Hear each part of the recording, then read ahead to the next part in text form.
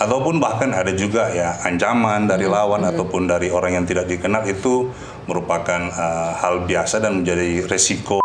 Pertama PPJB, KJB, kemudian sertifikat hak milik. Jadi kalau orang belum memiliki sertifikat hak milik, masih AJB, dia belum sampai pada legalitas tertingginya. Ada aturan yang memang tanah-tanah kosong yang tidak digarap itu akan dikembalikan wujudnya untuk kepentingan masyarakat.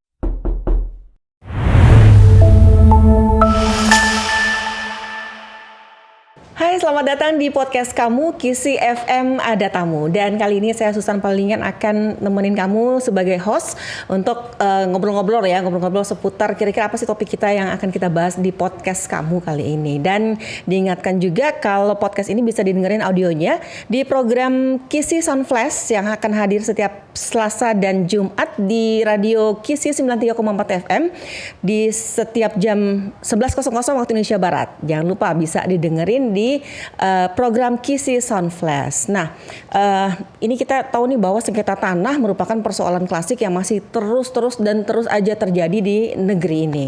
Nah, bahkan tidak jarang yang masuk ke wilayah pengadilan. Bahkan ada juga yang sengketa antar saudara, kakak beradik, itu masih terus terjadi. Dan ada data juga dari Kementerian Agraria dan Tata Ruang Badan Pertanahan Nasional atau ATR BPN menyebutkan bahwa kasus pertanahan yang paling sering muncul berkaitan dengan tumpang tindih sertifikat, konflik waris, dan pemanfaatan tanah tanpa hak. Belum lagi juga ada mafia-mafia tanah. Nah, kira-kira gimana sih kita untuk kita menghindari dari sengketa tanah ini ataupun kita terhindar dari mafia-mafia tanah supaya kita ini bisa hidup bebas, hidup merdeka dari sengketa tanah. Dan kali ini sudah hadir di podcast kamu Kisi FM Ada Tamu, seorang praktisi hukum yang juga berprofesi sebagai pengacara. Langsung saja saya sapa Bapak Dr. Stephen Paila SHMH. Selamat datang di podcast kamu, Pak Stephen. Terima kasih Mbak kabar? Susan, kabar baik. Sehat ya. Ya, ini kita bahas topik juga yang agak-agak berat, tapi memang ya ini yang real di masyarakat banyak terjadi ya Pak Stephen ya. Oke Pak Stephen, ini menjadi seorang praktisi hukum atau seorang pengacara itu gampang atau susah sih? Ya, kalaupun bilang gampang, kita tentunya harus dibekali dan membekali diri.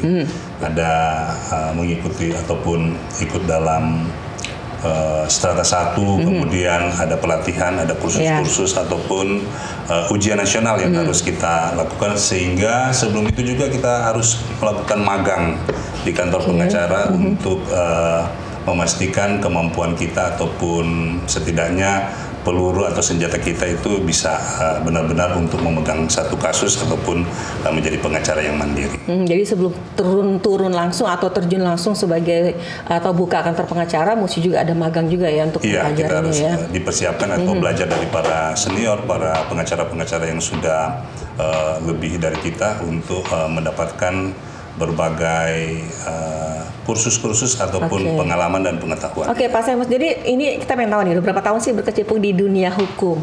Iya, kalau dari dunia hukum saya dari 2005 ya. 2005, wah udah sekitar 20 tahun ya. Iya, 2009 jadi konsultan di satu perusahaan, kemudian juga menjadi tenaga ahli di DPD RI, di Depdagri, kemudian juga sekarang membuka kantor hukum. Kantor hukum. Oke, apa yang memang udah cita-cita dari kecil nih jadi seorang kayak kan ada kan orang yang lihat ini jadi hakim atau jadi pengacara kok kayaknya keren gitu ya, Pak, cita-cita atau memang pas kuliah ya udah masuk di hukum deh gitu. Iya, jadi mungkin kita dulu sering dengar di radio ya, tutur tinular Brahma Kumbara ataupun gitu ya?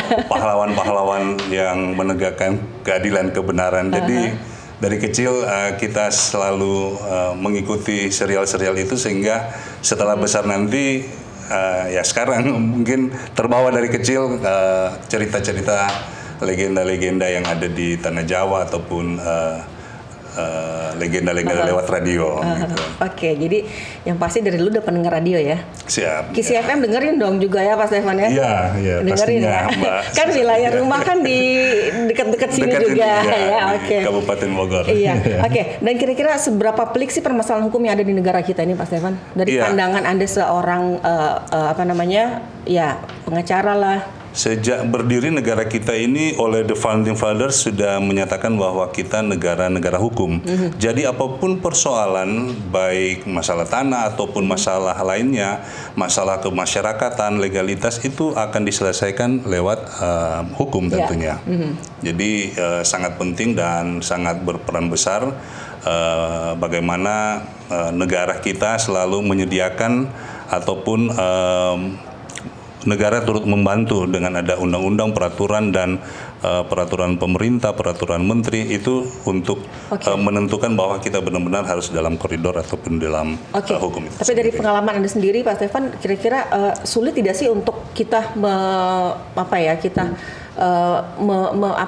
kita masuk ke ranah hukum itu, kita misalnya ada suatu masalah, sulit nggak sih di negara ini kita untuk menyelesaikan suatu masalah hukum? Ya, tentunya kita sudah tahu begitu problematisnya negara kita. Tetapi saya sebagai pegiat hukum, saya tetap yakin akan kebenaran keadilan, baik secara material dan formal itu kita bisa dapatkan. Nah, sekarang Mas Stefan, suka dukanya nih jadi seorang pengacara atau seorang praktisi hukum? Ya, suka dukanya pertama ya tentu kita juga bersaing dengan teman-teman pengacara. Tetapi yang paling penting bagaimana kita memberikan pengetahuan kita yang lebih ataupun pengetahuan kita kepada klien. Nah, ada juga kan klien ya biasa kalau itu memang tidak siap, belum siap dengan hal-hal yang ada di depan ataupun keputusan, itu ada juga komplain dari klien ataupun bahkan ada juga ya ancaman dari lawan ataupun dari orang yang tidak dikenal. Itu merupakan hal biasa dan menjadi resiko dari pekerjaan kita. Tapi tetap Anda enjoy ya, Pak Stefan. Kita harus enjoy dan tetap berserah pada Tuhan. Oke, ini kita mau masuk nih di topik inti kita ya, Tapi saya ingatkan lagi untuk penonton YouTube kita ini, untuk podcast kamu, bahwa audio ini bisa juga didengerin di program Kisi Sunflash setiap Selasa dan Jumat jam 11.00 waktu Indonesia Barat. Jangan lupa kalau nggak bisa dengerin di radio, bisa juga di streamingnya Kisi FM Bogor. Oke, Pak Stefan, ini kita masuk pertanyaan inti ya, sesuai tadi yang saya sampaikan di awal. Kira-kira apa sih sebenarnya yang dimaksud dengan sengketa tanah itu? Iya, sengketa tanah itu perselisihan antar orang dengan orang ataupun orang dengan lembaga atau orang dengan sekelompok orang. Tentunya objeknya itu terkait tanah. Jadi sengketa itu bisa berada di dalam keluarga kita sendiri. Bisa juga berada dengan keluarga ke kiri, menyamping, ibu, bapak, ataupun berdasarkan warisan yang diberikan oleh orang tua atau turun-temurun. Di samping itu, sengketa tanah itu juga kita bisa berseteru kelompok dengan kelompok terkait batas tanah daerah, desa, dan berbagai hal. Misalnya apabila ada surat-surat ataupun penggandaan yang dilakukan oleh oknum yang ternyata kita tiba-tiba kaget tanah kita sudah diduduki oleh orang lain, sudah dimiliki oleh orang lain berdasarkan surat yang dikeluarkan oleh pemerintah, dalam hal ini ATR BPN. Dan itu memang banyak kali terjadi di sekeliling kita juga. Nah, ini sebenarnya apa sih yang kenapa ini bisa terjadi? Sebuah sengketa tanah ini kenapa bisa sampai terjadi? Iya, pertama itu perlu kita ketahui bahwa tanah itu di dalam kondisi ataupun dalam jiwa masyarakat Indonesia itu disebut religio magis. Religio magis itu religio magis itu berarti dia sudah melekat di dalam kalbu, di dalam pikiran kita, di dalam keyakinan kita, sehingga apa yang kita upayakan di dalam tanah itu menjadi satu bagian dalam diri kita. Jadi orang itu seperti sudah mendiami atau memiliki tanah itu sudah memang merupakan satu keyakinan bahwa itu punya saya gitu. Nah, kalau terjadi sengketa itu terjadi guncangan dalam dirinya, terjadi konflik dalam dirinya. Ini kan tanah saya, tetapi konflik itu terjadi pertama karena tidak tahu bagaimana mendaftarkan tanah setelah mendapat warisan atau setelah membeli tanah. Kedua, dia tidak melakukan pengawasan atau menjaga. Ya, kalau healthy people kan bilang mencegah lebih baik daripada mengobati. Nah, hal-hal itu sering terjadi konflik Sehingga ya kalau orang dulu banyak menggampangkan bahwa kita sekarang ini dulu baik-baik saja, tapi setelah tiba ke anak cucunya terjadi konflik tanah yang justru melebar dan sangat merugikan baik secara finansial, mental dan fisik. Nah, itu kadang-kadang misalnya sampai ke sidang-sidang pengadilan dan dikatakan kalah ya yang menduduki tanah itu karena si pemegang sertifikatnya itu memiliki dokumen yang lengkap ya, dokumen yang resmi. Nah, itu menyebabkan banyaknya juga penggusuran-penggusuran. Itu juga kira-kira bagaimana kalau dengan terjadinya penggusuran-penggusuran itu? Iya, jadi sengketa tanah itu bisa disebabkan oleh juga adanya oknum-oknum yang bermasalah atau menawarkan ataupun ada tawaran-tawaran dari perusahaan-perusahaan yang ingin tanahnya untuk diambil atau dibebaskan.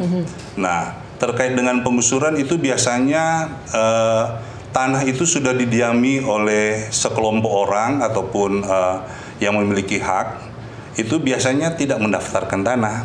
Dalam arti misalnya tanah negara ataupun berstatus HGU, HGB, kemudian sudah didiami bertahun-tahun, tapi tiba-tiba negara ingin meminta atau ingin membangun sesuatu. Itu terjadi pergeseran di situ. Jadi antara hak itu harus bisa dibuktikan hanya untuk mendiami saja, dia tidak memiliki hak milik, tidak memiliki surat, walaupun sudah berpuluh-puluh tahun sudah beranak cucu situ, tetapi tadi tanahnya tetap masih dimiliki oleh negara. Di samping itu juga ada misalnya orang per orang yang dari waktu ke waktu mereka sadar dan mereka membuat sertifikat hak milik, walaupun itu di tanah bukan miliknya. Itu bisa seperti itu? Ya, itu sering terjadi. Nah, jadi ada yang punya surat, ada yang tidak punya surat. Ketika misalnya negara ingin membutuhkan ataupun mereka ingin digusur, mereka memperlihatkan surat-surat. Kami sudah mengurus begini-begini. Ya. Nah, itu kita harus lihat lagi apakah ada oknum yang terlibat dalam penerbitan suratnya itu, legalitasnya, dia mendapatkan sertifikat hak miliknya itu secara sah dan benar, ataupun kucing-kucingan. Nah, itu antara benar dan tidak kita harus melihat bukti-buktinya di lapangan. Nah, bagaimana cara melihatnya? Ya itu biasanya didorong ke pengadilan baik perdata maupun PT UN supaya melihat legalitasnya, legal standingnya, apakah memang dia berhak atau tidak. Atau memang ada tumpang tindih karena kesalahan dari lembaga yang mengeluarkannya. Baik, Pak Stefan, ini masalah tumpang tindih sertifikat ya. Kadang-kadang kan, misalnya saya punya sertifikat, tiba-tiba Pak Stefan datang, ini saya punya sertifikat juga, tapi tahun keluarnya ternyata berbeda. Nah, yang mana yang akan digunakan dan kira-kira kenapa bisa sampai keluar sertifikat ganda seperti itu? Iya, jadi sebenarnya objek yang sama tetapi memiliki dua sertifikat, sama-sama misalnya sertifikat hak milik. Kalau dulu kita melihat itu bahwa objek yang keluar pertama itu yang selalu dimenangkan atau selalu diakui. Tetapi saat ini kita harus juga melihat bagaimana cara perolehannya. Apakah sertifikat yang pertama itu sudah pernah beralih kepemilikan, kemudian ada sertifikat yang kedua, ataupun memang benar-benar begini, orang itu sudah memiliki sertifikat tetapi tidak menjaga, tidak mengawasinya, kemudian tidak memeliharanya. Setelah 20-25 tahun kemudian perkembangan semakin jauh, ya kan? Nah, ada misalnya transaksi-transaksi yang dia nggak tahu, dia tidak ada di situ. Sehingga terjadilah tadi klaim-klaim dari orang yang baru ataupun lembaga yang baru dan menghilangkan nilai sertifikat hak miliknya.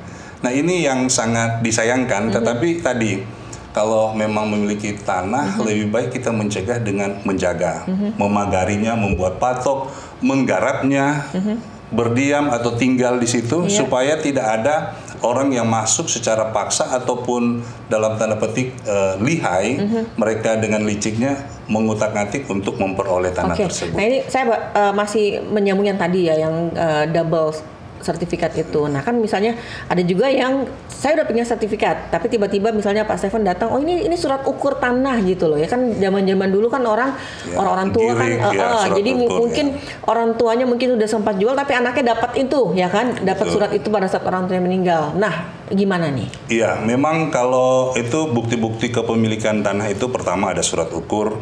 Tetapi lebih lengkapnya itu ada register di desa. Jadi tanah itu terdaftar di desa. Seperti girik, surat tanah lainnya. Nah, jadi ada register nomor berapa dengan persil nomor berapa. Itu tercantum.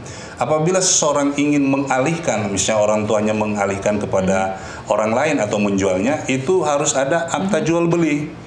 Akta jual beli itu harus ditandatangani, harus melewati PPAT. Pejabat pembuat akta tanah. Dalam hari ini bisa notaris, bisa juga camat.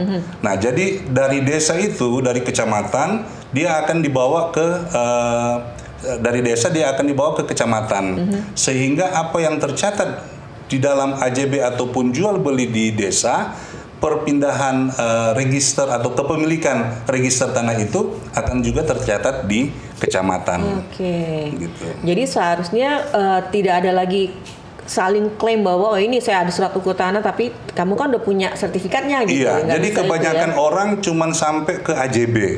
Dia sudah rasa memiliki AJB. Padahal mohon maaf itu turunan yang paling rendah itu adalah pertama PPJB, AJB, kemudian sertifikat hak milik. Jadi kalau orang belum memiliki sertifikat hak milik, masih AJB, dia belum sampai pada legalitas tertingginya untuk bukti kepemilikan. Itu catatannya di situ. Jadi jangan cuma kita puas, oh ya saya udah punya AJB kok, udah dianggap kuat, tapi ternyata itu lemah juga. Pak Stefan, ini sebenarnya dampak dari sengketa tanah itu apa sih dampaknya yang paling dirasain sama masyarakat? Itu dampak itu pertama kerugian finansial ya. Karena tanah semakin hari semakin naik dan di dunia ini tidak ada yang bisa menciptakan tanah. Walaupun reklamasi di laut bisa, tapi kan ngambil tanah dari laut. Ngambil juga tanah ya. Jadi barang benda yang tidak bergerak yang tidak bisa diciptakan adalah tanah. Jadi tanah merupakan satu barang ekonomi yang dari hari ke hari kian naik. Nah, kemudian terkait dengan konflik ya, selain kerugian finansial itu masalah tanah biasanya klaimnya itu bertahun-tahun, bisa dari pengadilan tingkat pertama, kedua sampai kasasi. Itu memakan waktu. Itu biasanya berapa lama dari pengadilan pertama, kedua sampai kasasi? Iya, kita sudah ada aturan misalnya paling tinggi 9 bulan untuk 6 sampai 9 bulan. Tetapi untuk pembuktian ataupun hal-hal yang lainnya itu begitu banyak yang menumpuk juga kan di pengadilan, baik banding ataupun kasasinya. Jadi bisa lama, bahkan ahli warisnya mungkin ya mohon maaf sudah meninggal, yang menuntutnya baru bisa diputuskan. Biasa banyak terjadi begitu. Kemudian juga klaim-klaim. Nah, kerugian-kerugian misalnya di dalam finansial dan masuk ke peradilan itu sangat menguras fisik dan mental. Betul, pastinya. Ya, itu bahwa tidak ada keadilan di negeri ini ya. Orang-orang merasakan tidak ada keadilan, tetapi mau tidak mau karena kita negara hukum harus diselesaikan secara hukum ya, di meja hijau, di meja pengadilan. Nah, bisa dibayangkan kalau orang yang memiliki tanah itu tidak memiliki kemampuan finansial untuk bertahan di pengadilan, baik secara meregistrasi, kemudian membayar konsultan ataupun mengikuti persidangan yang sangat panjang dan melelahkan itu. Nah, untuk menyelesaikan masalah sengketa tanah ini bagaimana menurut Pak Stefan? Apakah juga Pak Stefan kan misalnya udah pernah mengalami juga atau ada klien juga terkait sengketa tanah ini, kira-kira bagaimana? Iya, jadi pertama kita harus tahu negara menyediakan Undang-Undang Nomor 5 Tahun 60 tentang pendaftaran tanah. Ya, dilanjutkan dengan Peraturan Menteri ATR BPR itu nomor 14 tahun 2024 bahwa setiap orang yang memiliki tanah itu harus didaftarkan. Jadi setiap orang yang memiliki tanah harus didaftarkan. Iya. Jadi pendaftaran itu meliputi juga tadi ya untuk menjaga hak miliknya. Kemudian dia harus melakukan patok atau batas-batas, ya, kemudian memeliharanya dan mendiaminya atau mengawasinya. Itu yang dianjurkan oleh undang-undang supaya tidak ada kehilangan secara material ataupun subjek dari tanah itu tersebut. Nah, Pak Stefan, ini pengen tahu juga nih, kira-kira bisa nggak tanah kalau yang nggak didaftarin sekian lama diambil oleh negara? Ya, Menteri kemarin baru sampaikan bahwa Menteri Pak Yusron Wahid sampaikan ini tahun depan ataupun dalam 3 bulan kita akan menyelesaikan. Ada aturan yang memang tanah-tanah kosong yang tidak digarap itu akan dikembalikan wujudnya untuk kepentingan masyarakat, apakah dia dikembalikan menjadi sawah, ladang untuk produktif. Jadi banyak orang yang membeli tanah hanya untuk investasi dan dijual kembali sehingga ladangnya terlantar, ya tidak digarap. Nah itu menjadi konsen dari pemerintah dalam hal ini. Nah jadi ini informasi juga ya. Jadi jangan lupa didaftarin semuanya dan kalau bisa ya lanjutlah prosesnya untuk pendaftaran sampai memegang sertifikat hak milik. Pak Stefan, ini kan dari permasalahan tanah yang ada. Nah ini kita masuk ke soal mafia tanah. Kira-kira ada nggak sih keterlibatan dari mafia tanah terkait dengan sengketa yang ada? Iya, jadi tadi sudah kita bahas sedikit. Misalnya tiba-tiba kok ada 2 sertifikat yang sama. Jadi modusnya seperti ini, salah satunya itu mereka melihat sebidang tanah kosong, tidak digarap, tidak digunakan. Nah, si A ini dia mengklaim tanahnya itu milik dia. Si B juga mengklaim tanahnya itu milik dia. Keduanya berseteru di pengadilan. Padahal dua-dua tidak memiliki tanah itu. Punyanya orang lain. Itu ya sering terjadi mafia itu. Sehingga pengadilan memutuskan misalnya yang memilikinya. Ya kan? Dan dia mendapat legalitas sebagai pemilik dari pengadilan, dimenangkan pengadilan. Dia kuasailah tanah itu. Tiba-tiba datang yang orang beneran yang punya tanah. Orangnya itu kalah karena dia sudah memiliki keputusan pengadilan. Nah inilah mohon maaf mafia tanah dan oknum mafia peradilan bermain di situ. Dua-dua saling klaim padahal bukan tanah mereka. Itu yang sangat cukup memprihatinkan juga kalau gitu ya. Nah itu. Nah siapa sih itu mafia tanah itu? Sebenarnya kita pengen tahu. Maksudnya kan kadang-kadang kita kan orang datang, oh ya ini ada loh, ini tanah, ini jual, ini dia bawa dengan ini bukti-bukti suratnya. Kita bisa percaya yang seperti apa? Kalau memang betul-betul dia ini, oh iya ini benar-benar dia benar-benar nawarin tanah, bukan seorang mafia tanah atau calo ya begitu. Iya, jadi kalau tadi kan kasusnya itu mafia tanah yang terkait dengan mafia peradilan. Ada juga mafia tanah yang terkait dengan profesi. Misalnya saya ya, jadi di tempat lain ada rekan saya itu ditangkap polisi karena dilaporkan sebagai oknum yang memalsukan surat-surat tanah. Jadi pengacaranya itu ya oknumnya itu memalsukan. Selain pengacara ada juga oknum notaris ya.